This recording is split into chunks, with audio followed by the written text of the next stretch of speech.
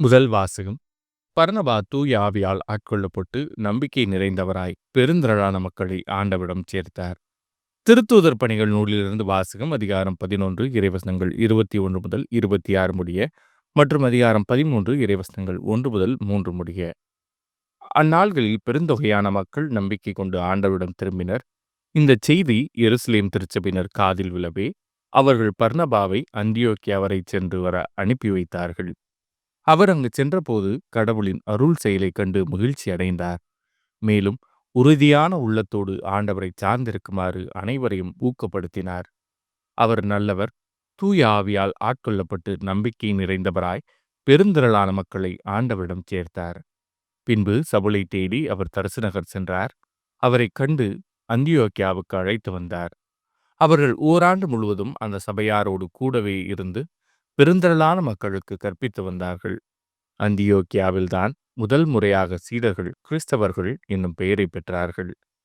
அந்தியோக்கிய திருச்சபையில் பர்னபா, நீகர் எனப்படும் சிமியோன், சீரேன் ஊரனாகிய லூக்கியோ, குறுநில மன்னன் ஈரோதுடன் வளர்ந்த மானாயின், சவுல் ஆகியோர் இறைவாக்கினராகவும் போதகராகவும் இருந்தனர்.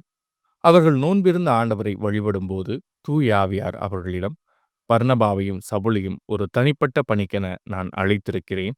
அந்த பணிக்காக அவர்களை ஒதுக்கி வையுங்கள் என்று கூறினார். அவர்கள் நோன்பிருந்து இறைவனிடம் வேண்டினார்கள். தங்கள் கைகளை அவ்விருவர் மீது வைத்து திருப்பணியில் அமர்த்தி அவர்களை அனுப்பி வைத்தார்கள். இது ஆண்டவரின் அருள்வாக்கு. இறைவா, உமக்கு நன்றி.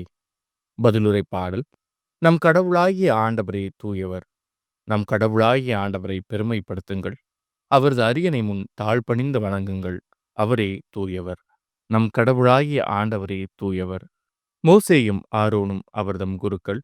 அவரது பெயரால் மன்றாடுவோருள் சாமுவேலும் ஒருவர். அவர்கள் ஆண்டவரை நோக்கி மன்றாடினர். அவரும் அவர்களுக்கு செவி சாய்த்தார். நம் கடவுளாகிய ஆண்டவரே தூயவர். மேகத்தூணிலிருந்து அவர்களோடு பேசினார். அவர்கள் அவருடைய ஒழுங்குமுறைகளையும் அவர் அவர்களுக்கு தந்த நியமங்களையும் கடைபிடித்தார்கள். நம் கடவுளாகிய ஆண்டவரே தூயவர். எங்கள் கடவுளாகிய ஆண்டவரே, நீர் அவர்களுக்கு செவிசாய்த்தீர். மன்னிக்கும் கடவுளாக உம்மை வெளிப்படுத்தினீர். ஆயினும் அவர்களுடைய தீச்செயல்களுக்காய் நீர் அவர்களை தண்டித்தீர். நம் கடவுளாகிய ஆண்டவரே தூயவர். நம் கடவுளாகிய ஆண்டவரை பெருமைப்படுத்துங்கள். அவரது திருமலையில் அவரை தொழுங்கள். ஏனெனில் நம் கடவுளாகிய ஆண்டவரே தூயவர். நம் கடவுளாகிய ஆண்டவரே தூயவர். நற்செய்தி வாசகம். அழிப்பதற்காக அல்ல, நிறைவேற்றுவதற்கே வந்தேன். மத்தேயு எழுதிய தூய நற்செய்தியிலிருந்து வாசகம். அதிகாரம் 5 இறைவசனங்கள் 17 முதல் 19 முடிய. அக்காலத்தில் இயேசு தம் சீடரை நோக்கி கூறியது, திருச்சட்டத்தையோ இறைவாக்குகளையோ நான் அழிக்க வந்தேன் என நீங்கள் எண்ண வேண்டாம். அவற்றை அழிப்பதற்காக அல்ல, நிறைவேற்றுவதற்கே வந்தேன். விண்ணும் மண்ணும் ஒழிந்து போகும் முன் திருச்சட்டம் யாவும் நிறைவேறும். அதன் ஒரு சிற்றெழுத்தோ ஒரு புள்ளியோ ஒழியாது என உறுதியாக உங்களுக்கு சொல்லுகிறேன். எனவே கட்டளைகளில் மிகச் சிறியது ஒன்றையேனும் மீறி அவ்வாறே மக்களுக்கும் கற்பிக்கிறவர் விண்ணரசில் மிகச் சிறியவர் என கருதப்படுவார். இவை அனைத்தையும் கடைபிடித்து கற்பிக்கிறவரோ விண்ணரசில் பெரியவர் என கருதப்படுவார். இது ஆண்டவரின் அருள்வாக்கு. கிறிஸ்துவே உமக்கு புகழ்.